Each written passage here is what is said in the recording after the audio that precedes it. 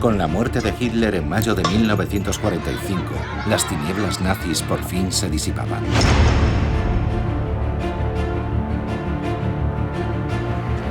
El conflicto había devastado todo el continente. Los pueblos esperaban poder recuperar sus vidas. Pero la Segunda Guerra Mundial no terminó cuando los cañones dejaron de disparar. Su violencia se prolongó hasta mucho después de la capitulación del Reich. Europa siguió siendo durante mucho tiempo una tierra ensangrentada.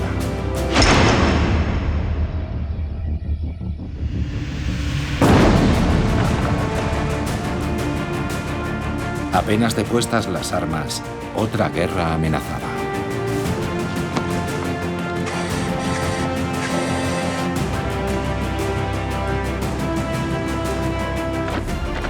Un telón de acero ha caído sobre el continente. Solo unos años bastaron para pasar de la peste negra a una tiranía igual de temible. Después de Hitler, segunda parte.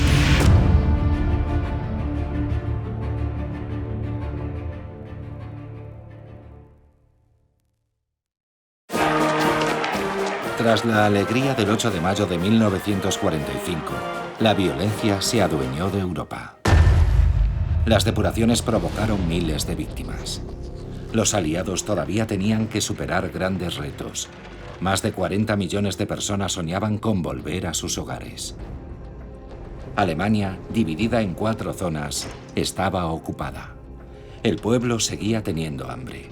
¿Cómo reconstruir un continente devastado? El desescombro de las ciudades se prolongó muchos meses, pero en 1946 el tempo se aceleró. Empezaron a dinamitar los edificios frágiles y los antiguos búnkeres.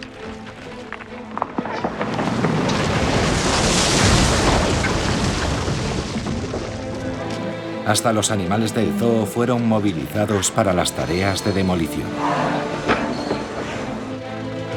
Entre los inmuebles serpenteaban pequeñas líneas de ferrocarril para evacuar los millones de metros cúbicos de escombros.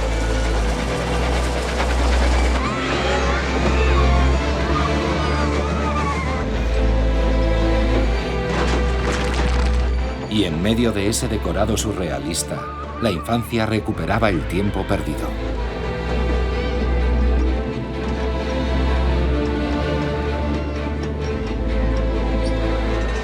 En Varsovia, el primer tranvía volvía a circular.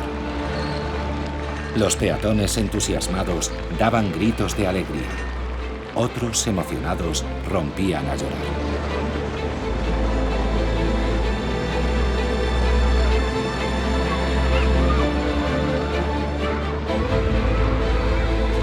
Un periodista polaco declaró al visitar su país: a cada paso que das, te das cuenta de que la tarea está en marcha. Ya se ha realizado un gran trabajo de desescombro. Se trabaja en medio del ruido y el polvo, pero reina el optimismo. Las ciudades salían del caos. Stalingrado también reanudaba la vida. Poco a poco se iban curando en la medida de lo posible las cicatrices de la guerra. Las escuelas abrían en medio de las ruinas.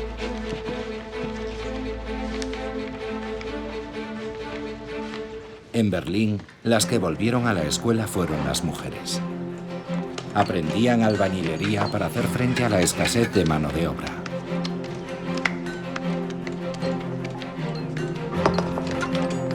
Tenían que producir sin materias primas. Daba igual, reciclaban.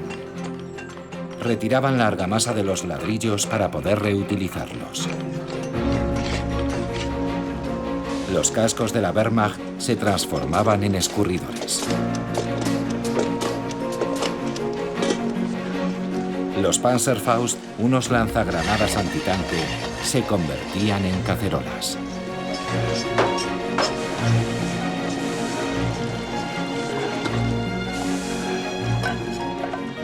Los viejos neumáticos siguieron pisando el asfalto reciclados en suelas de zapatos.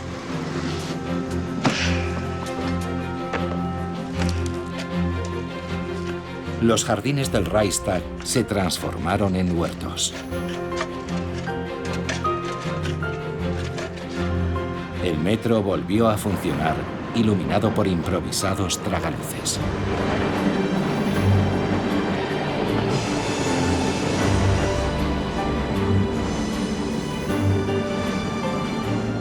Los meses iban pasando y la gente se iba acostumbrando al mundo de la posguerra.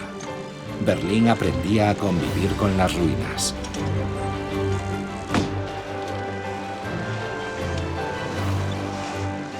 Una berlinesa afirmaba: el sentimiento de haber sobrevivido nos ha dado alas para volver a empezar desde cero.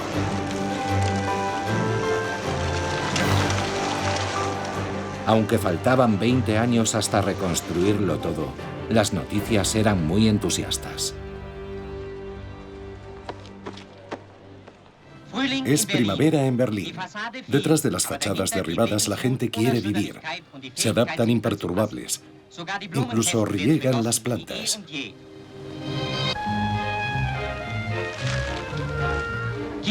Los niños son imaginativos, convierten las ruinas en columpios. En los jardines, las huellas de la destrucción no alteran el descanso al sol. Y los enamorados vuelven a pasear por los parques. Pero este optimismo enmascaraba muchos problemas. Cientos de miles de huérfanos seguían deambulando por las calles.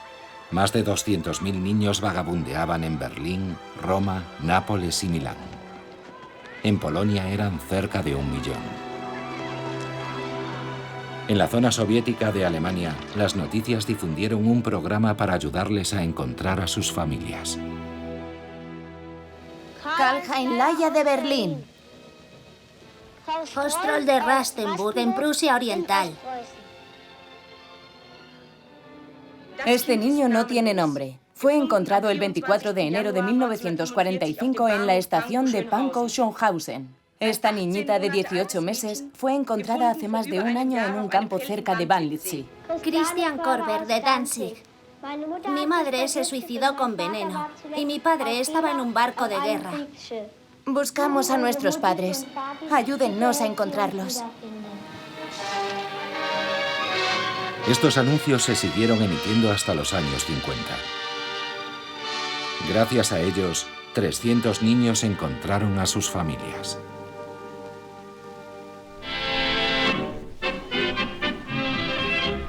Nous avons passé par de durs moments, nous avons encore des embêtements, et dans le pays, bien des gens vous diront, ça ne tourne pas rond. El continente salía lentamente de las tinieblas.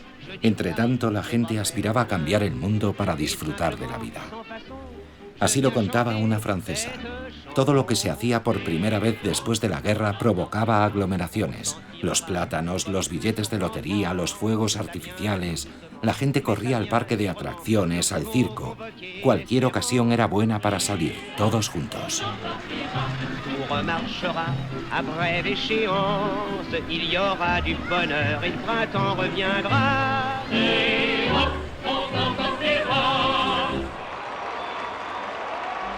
Corrían tiempos de cambios.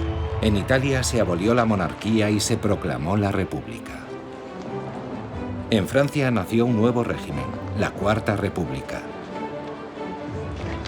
Las mujeres obtuvieron por fin el derecho al voto en Francia y en Bélgica. En Reino Unido y Francia, la banca, los transportes y la energía pasaron a estar bajo el control del Estado. El objetivo era transformar la economía para ponerla al servicio del interés general, de la nación y de la prosperidad.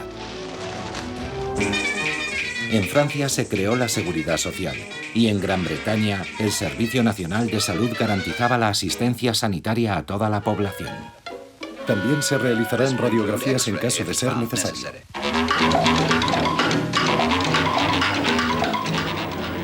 La magnitud de la destrucción llevó a los arquitectos a replantearse las ciudades. En Reino Unido, para descongestionar las grandes metrópolis, una ley de 1946 establecía la construcción de nuevas ciudades inspiradas en un urbanismo revolucionario. Francia siguió este movimiento. Cerca de Marsella, Le Corbusier construyó la ciudad radiante entre 1947 y 1952. Entretanto, la ciudad de Le Havre, arrasada durante la guerra, resucitaba. El regreso a la normalidad no estaba a la vuelta de la esquina, pero la reconstrucción estaba en marcha. Los nacimientos se multiplicaron, señal inequívoca de la recuperación del optimismo. El baby boom confirmaba que el futuro ya no era una preocupación, sino una promesa.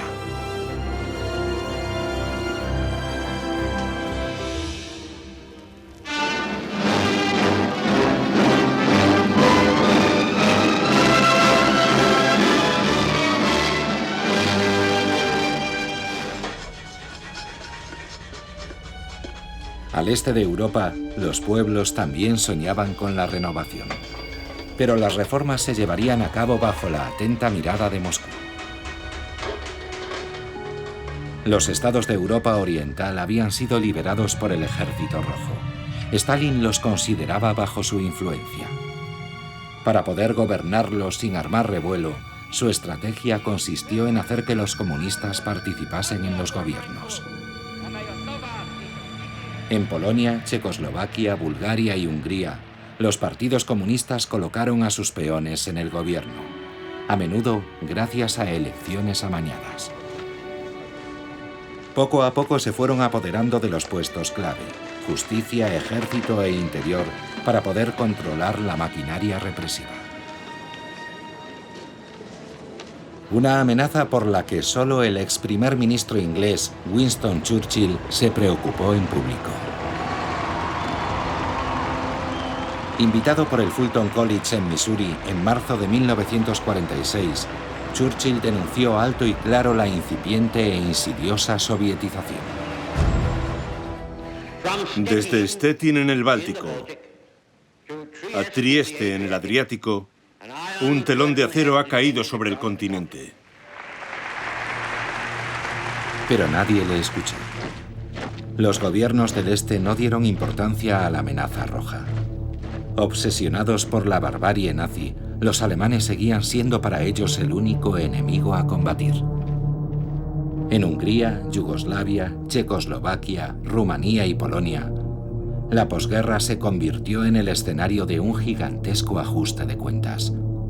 El objetivo eran los pueblos de origen alemán. Colonos recién llegados o instalados en estos países desde hacía décadas empezaron a ser considerados como personas non gratas. Una venganza implacable iba a abatirse sobre ellos. En Checoslovaquia, en la Praga liberada, una ordenanza obligaba a la población germanófona a llevar un distintivo, la cruz gamada o el brazalete blanco. Les prohibía el acceso a los teatros, restaurantes y parques públicos y les sometía al toque de queda. Las autoridades checas no tardaron en dar un paso más. Despojada de la nacionalidad, la población de origen germano fue masivamente expulsada. Los refugiados eran tan numerosos que familias enteras se concentraban en los campos de tránsito. No tenían elección y esperaban allí el día de su traslado.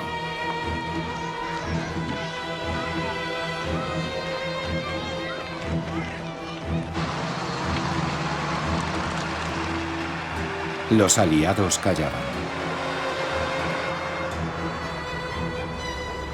Clement Attlee, primer ministro británico, declaró: a fin de cuentas, todo lo que haga comprender a los alemanes el carácter total e irrevocable de su derrota valdrá la pena.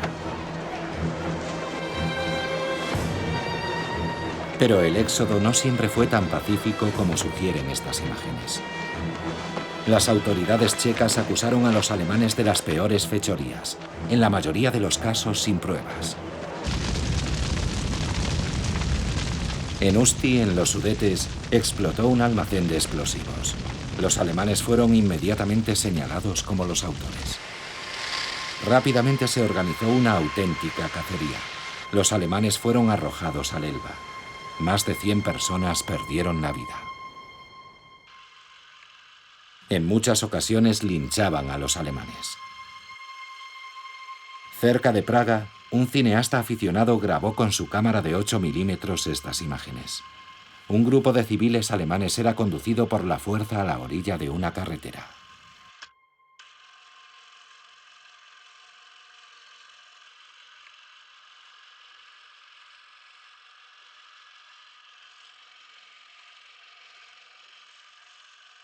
Varios cientos, incluso varios miles de alemanes fueron ejecutados de esta manera. Un estudiante checo confesó: nosotros callábamos, igual que callaba la nación alemana.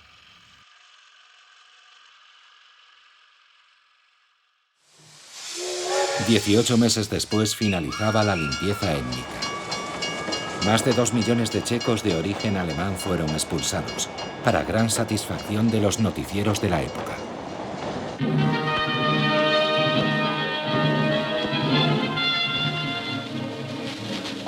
Por primera vez desde hace 1000 años, nuestro país se ha deshecho de los alemanes. Y es la última vez, porque los alemanes no regresarán nunca a nuestro país.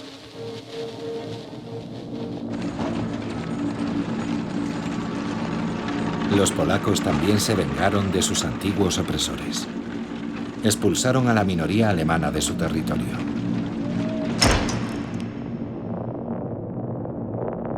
Los alemanes eran tan numerosos que los hacinaron en los antiguos campos polacos destinados al exterminio de judíos, como el de Majdanek. Miles de alemanes murieron allí.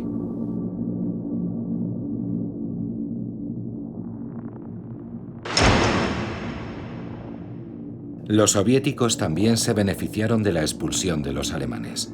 Los codiciosos vencedores se anexionaron parte de Polonia. Como compensación, Polonia se adueñó de parte de Alemania y trasladó su frontera unos 200 kilómetros hacia el oeste. El mapa de Europa sufrió algunos cambios. Como consecuencia, millones de alemanes fueron expulsados. Entre 1945 y 1947, la población germanófona fue expulsada de todos los países del este de Europa, provocando uno de los mayores flujos de refugiados de la historia europea. Más de 12 millones de refugiados se dirigieron a Alemania. Por una cruel ironía del destino, los alemanes expulsados iban en la misma dirección que las víctimas judías del nazismo, que seguían huyendo de los pogromos.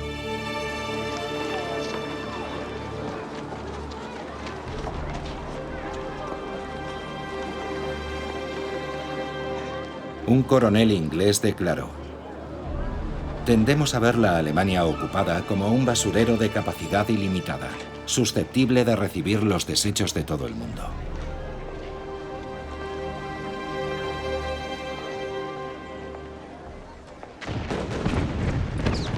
Pero la violencia contra las minorías alemanas no fue la única que se adueñó de Europa durante la posguerra. Las limpiezas étnicas y los ajustes de cuentas se multiplicaron a lo largo y ancho del continente, como si la guerra hubiera eliminado todas las barreras morales. En Polonia, las milicias nacionalistas diezmaron a las minorías ucranianas. Como represalia, fanáticos ucranianos masacraron a sus minorías polacas o las expulsaron. En Yugoslavia, el mariscal Tito asesinó a los croatas ustachas que habían colaborado con Hitler e impuesto su horror. Su régimen suprimió a más de 70.000 personas.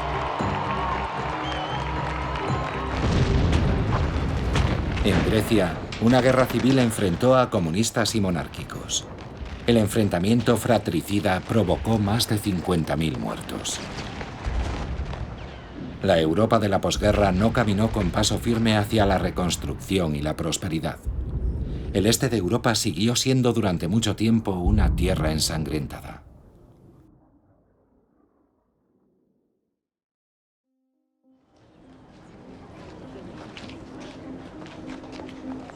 En 1947, las personas desplazadas por fin estaban de regreso en sus hogares. Los prisioneros de guerra alemanes fueron explotados por los vencedores durante mucho tiempo. En el oeste, las poblaciones locales acabaron por aceptarlos. En el este, en cambio, estuvieron sometidos a unas condiciones abominables. Los rusos no olvidaban fácilmente e hicieron pagar duramente a sus prisioneros la barbarie nazi. Los rigores del clima y las penurias alimentarias acababan con quienes todavía no habían sucumbido a la crueldad de los carceleros.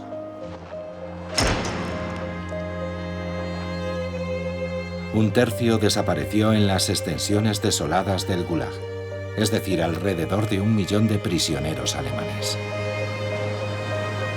En cuanto a los judíos supervivientes, querían rehacer sus vidas en el oeste.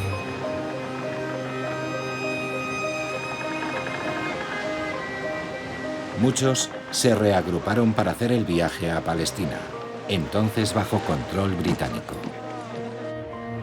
Zarparon en barcos clandestinos.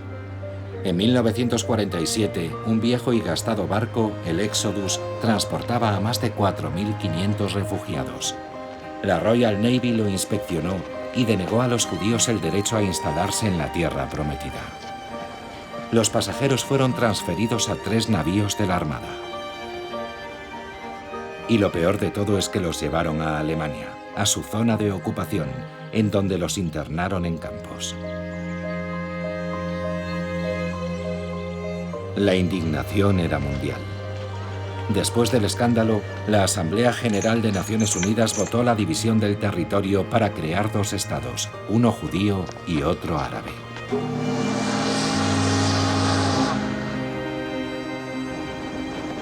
Los supervivientes de la Shoah por fin habían encontrado una tierra que les acogía.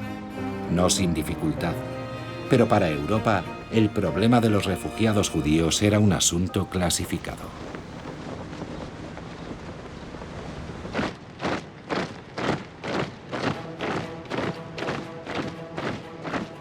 Estados Unidos, igual que sus aliados británicos y franceses, temían sobre todo el peligro alemán. Pero la estalinización insidiosa del este de Europa y el creciente potencial militar de la Unión Soviética cambiaron la situación. En marzo de 1947, un año después del discurso de Churchill en Fulton, Harry Truman pronunció ante el Congreso un discurso que cambiaría el devenir de la posguerra. Enunció el principio de contención. Era necesario contener la expansión militar de los soviéticos, ayudando a los pueblos que se resistían a su influencia. Creo que la política de Estados Unidos debe ser la de ayudar a los pueblos libres que resisten a las maniobras de minorías armadas o a presiones exteriores. La existencia del Estado griego se ve amenazada por la actividad terrorista de varios miles de hombres armados, dirigidos por los comunistas. Debemos actuar de inmediato y con determinación. Para evitar que la guerra civil griega hiciese caer al país en manos comunistas, Washington brindó ayuda militar a Atenas, así como un apoyo de varios millones de dólares. Pero Truman había sacado otra conclusión. El mayor peligro no residía en la amenaza militar soviética, ya que los rusos todavía no tenían la bomba atómica. La verdadera amenaza era la miseria. Era el caldo de cultivo ideal para que el comunismo prosperase. Porque en 1947 los pueblos estaban al límite de sus fuerzas. Las economías a duras penas se recuperaban. En Italia y Francia, millones de personas seguían viviendo en pésimas condiciones y el pan seguía estando racionado.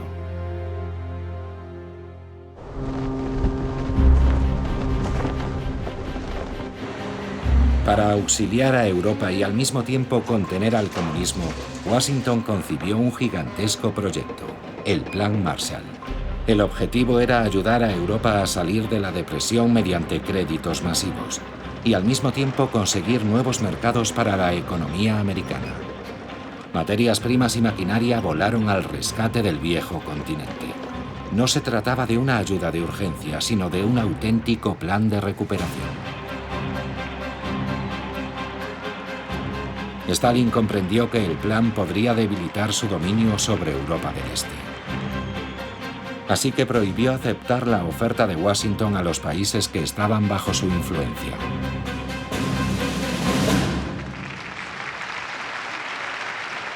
Para obstaculizar el Plan Marshall y detener la influencia americana en Europa, el amo del Kremlin mostró sus cartas. Ordenó a los partidos comunistas occidentales pasar a la acción.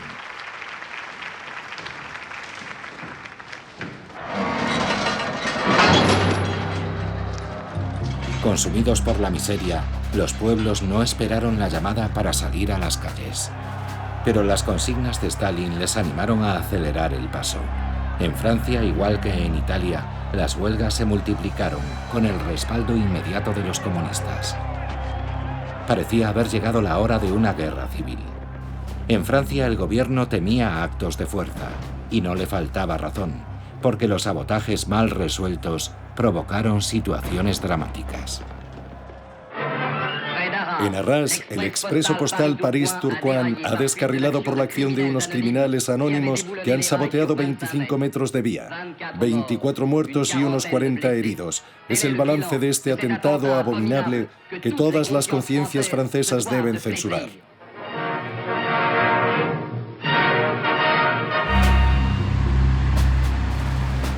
Para contener los disturbios, el ministro del Interior, el socialista Jules Moch, se enfrentó a ellos con mano dura. 80.000 reservistas fueron llamados a filas. La tropa tenía permiso para disparar. Al cabo de una semana se restableció el orden, aunque hubo varios muertos. Los comunistas no habían conseguido obstaculizar el Plan Marshall. Los millones de dólares del tío Sam relanzaron las economías del viejo continente. Las infraestructuras empezaban a funcionar. La agricultura recuperó el rendimiento de antes de la guerra y lo superó. Los americanos apostaron por ayudar a la maltrecha economía alemana. Una Alemania fuerte sería más barata de mantener y serviría de muralla contra el comunismo. La prosperidad había regresado. El Plan Marshall era el maná que salvaba al viejo continente del desastre, pero también lo abría a las empresas americanas.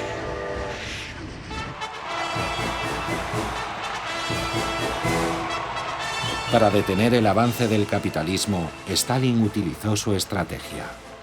Había llegado el momento de las alianzas Made in Moscú. El amo del Kremlin había animado a los comunistas a participar en los gobiernos de sus países. Ahora debían eliminar a los partidos con los que se habían asociado y hacerse con el poder en solitario. Fue el principio del partido único. En Rumanía los conservadores quedaron excluidos del gobierno. La administración fue purgada. Eliminaron a 1000 magistrados. Las elecciones fueron amañadas. Los comunistas tomaron el poder. El joven rey Miguel fue obligado a abdicar. En Hungría, el primer ministro Ferenc Nagy resistía. En 1947 secuestraron a su hijo. Se retiró, pagó un rescate y se exilió en Estados Unidos. 3 meses más tarde, en Bulgaria, el líder comunista Georgi Dimitrov, un estalinista convencido, tomó el poder. Su oponente, Nikola Petkov, fue detenido y condenado. Lo ahorcaron en septiembre de 1947. En ese mismo momento, en Polonia, Stanislaw Mikołajczyk, dirigente del Partido Popular, denunciaba la actitud del Partido Comunista. En octubre de 1947, temiendo por su vida, se refugió en Inglaterra con su esposa. Me he negado a ser solo un cordero al que iban a matar, sobre todo porque mi partido ya no podía trabajar más. En unos meses, Stalin había conseguido su objetivo. Prácticamente todos los gobiernos de Europa del Este desfilaban bajo su bandera. La profecía de Churchill se había cumplido. El telón de acero caía sobre Europa.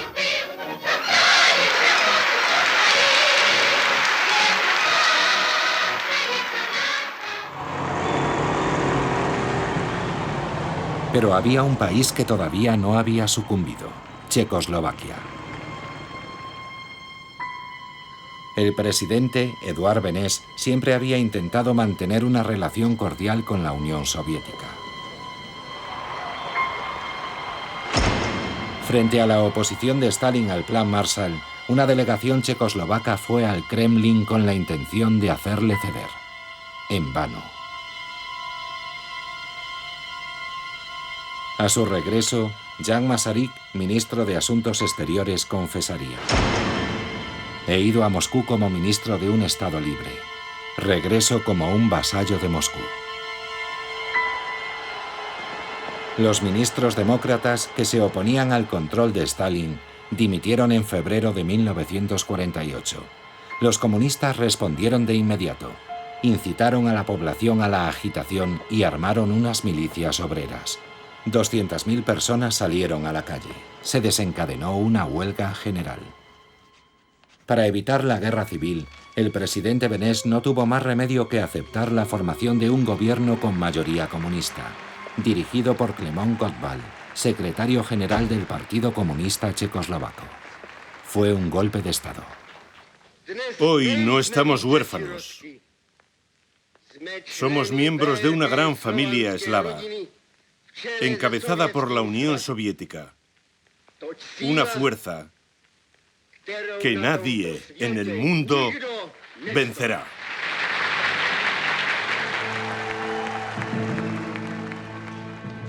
La represión se abatió sobre los opositores.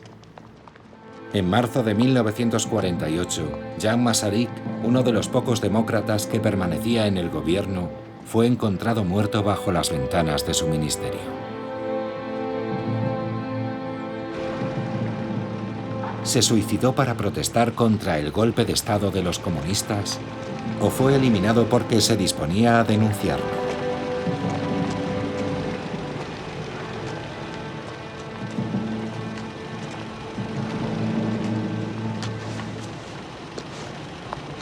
El país estaba conmocionado. La democracia había sido asesinada.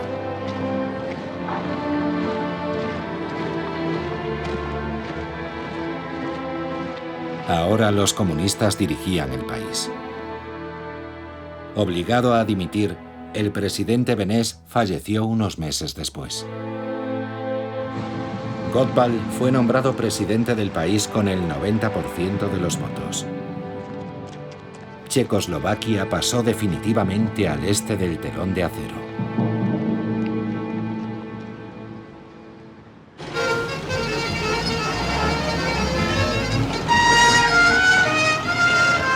Las violentas tomas de poder suscitaban preocupación en todo el mundo.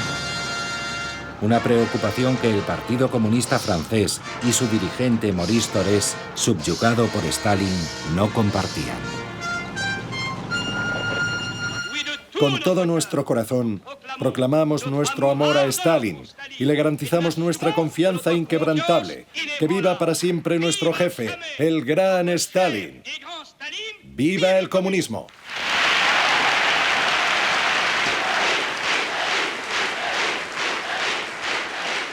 Pero el golpe de Praga tuvo consecuencias. Era evidente que, dado el apetito soviético, no era posible compartir la gestión de Alemania con la Unión Soviética. Tras la división de Alemania en zonas de ocupación, los occidentales planeaban el nacimiento de un Estado occidental alemán independiente, situado bajo la protección de Washington. En junio de 1948, la antigua moneda, el Reichsmark, quedó fuera de circulación y se instauró el marco alemán. Los soviéticos no reconocieron la nueva divisa y la respuesta de Stalin fue fulminante.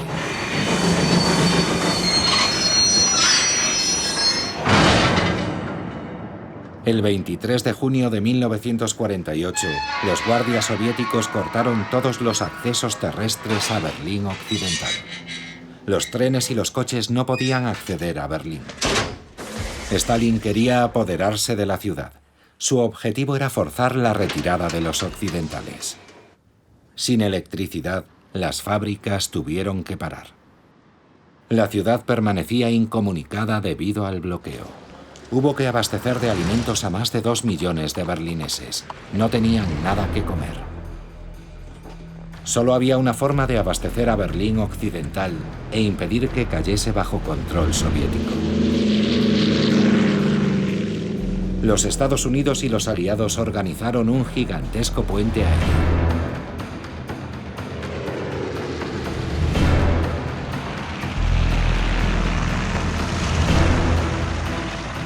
Cientos de aviones transportaban víveres, materiales y materias primas: trigo, carbón, gasolina, medicamentos. Cada día miles de toneladas llegaban delante de las narices de los soviéticos. Por primera vez, el oeste se enfrentaba abiertamente al este. Muchos observadores pensaban que esta crisis era el preludio de la Tercera Guerra Mundial. Los aviones efectuaban vuelos rasantes por encima de los edificios aún a riesgo de estrellarse. Más de 70 pilotos perdieron la vida.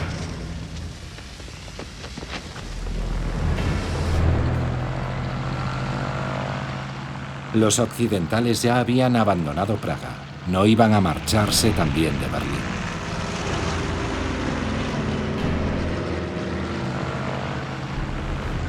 Una solidaridad que las noticias americanas se apresuraron a contar para elogiar la actitud de Occidente.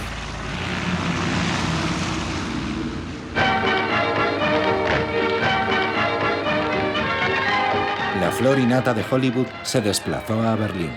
Bob Hope hizo su show y el prestigioso compositor Irving Berlin acudió para apoyar a los aviadores del mundo libre. Operation Victuals, we'll soon be on our way, with coal and wheat and hay, and everything's okay. Operation Victuals, as in the sky we go, we won't forget to blow a kiss to Uncle Joe. No one here belittle. Ironías del destino. 3 años antes, los bombarderos aliados machacaban Berlín, y ahora lo estaban abasteciendo.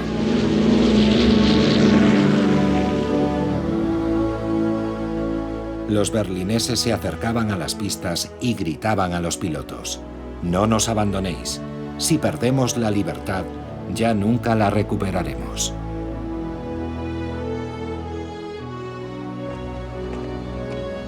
Las tripulaciones lanzaban pequeños paracaídas llenos de tabletas de chocolate. Les apodaban los Candy Bombers, bombarderos de caramelo, y llenaban de felicidad a los niños berlineses.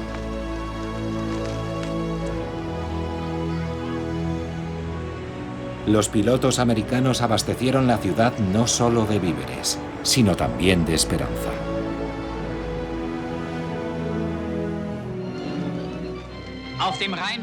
Ahora que nuevos escuadrones han reforzado el puente aéreo, estos jóvenes y valientes pilotos discuten las operaciones del día. ¿Queréis despegar con este tiempo? Claro, los berlineses nos esperan.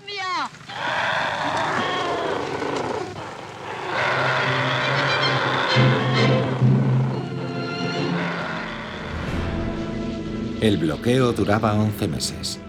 Los aliados habían realizado más de 278.000 vuelos, abasteciendo a Berlín Occidental de los productos necesarios para la supervivencia.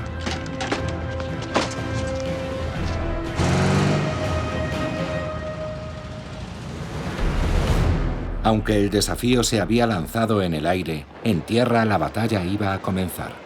El 6 de septiembre de 1948, los comunistas intentaron hacerse con los edificios oficiales. Como protesta, 3 días más tarde, más de 300.000 personas se congregaron frente al Reichstag. Ernst Reuter, alcalde de la ciudad, pronunció unas palabras que todos los berlineses conservan en sus corazones. Después de haber sufrido 12 años de hitlerismo, temían la pesadilla del estalinismo. Pueblos del mundo, pueblos de América, Inglaterra, Francia, Italia. Mirad esta ciudad y comprended que no podéis abandonarla, ni a ella, ni a su pueblo. Pueblos del mundo, cumplid con vuestro deber.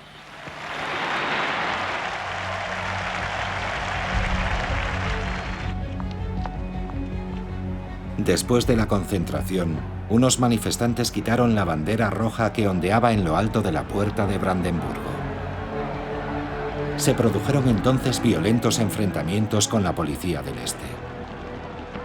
Pero los berlineses del oeste resistieron.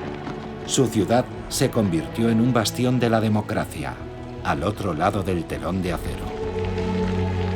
Los alemanes ya no eran vistos como antiguos nazis, sino como las víctimas potenciales del totalitarismo de Stalin. Atrás quedaba la prohibición de 1945 de fraternizar. Los alemanes se habían convertido en sus aliados. En cuanto a los ocupantes del ayer, ahora eran considerados como liberadores y protectores. El puente aéreo selló la amistad entre vencedores y vencidos. El tío Joe cometió un error. Lejos de echar a los americanos, arrojó la zona oriental a los brazos del tío Sam.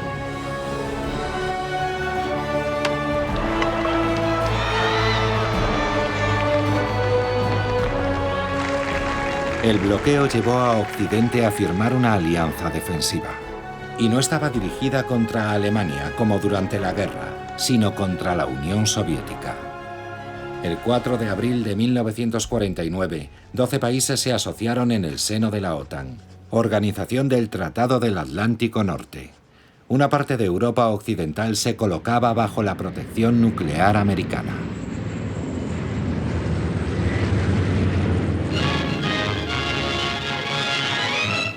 Es medianoche. Las barreras se abren. El bloqueo ha terminado. La circulación vuelve a esta carretera sin vida desde hace 10 meses. El 12 de mayo de 1949, Stalin levantó el bloqueo. Las mercancías y la población de nuevo podían entrar y salir de la ciudad. ¡Hurra! ¡Seguimos vivos!, gritaban en las calles. Era una victoria del bloque occidental y un intenso alivio para los berlineses, que habían permanecido aislados durante casi un año. Pocos días después nació una Alemania occidental democrática, en el territorio ocupado por los 3 aliados occidentales, la República Federal Alemana, cuyo primer canciller fue Konrad Adenauer. Pero el ogro del Kremlin no se daba por vencido.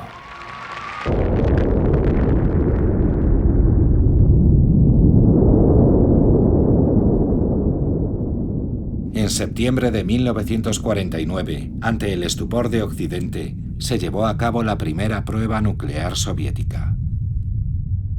La Unión Soviética poseía el arma nuclear. Un mes más tarde, en octubre, en el lado soviético nació la RDA, la República Democrática Alemana. Una Alemania comunista con una rutina y una policía política que traían negros recuerdos. La peste negra fue reemplazada por la peste roja.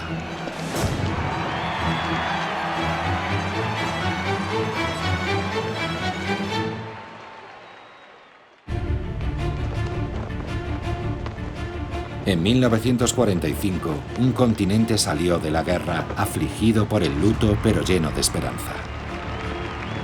4 años más tarde comenzaba una nueva era, en la que la prosperidad y la paz convivían con el miedo al apocalipsis nuclear. 1949 fue el año en el que se consagró la división del mundo en 2 bloques enfrentados. Qué poco había durado la tregua después de la guerra.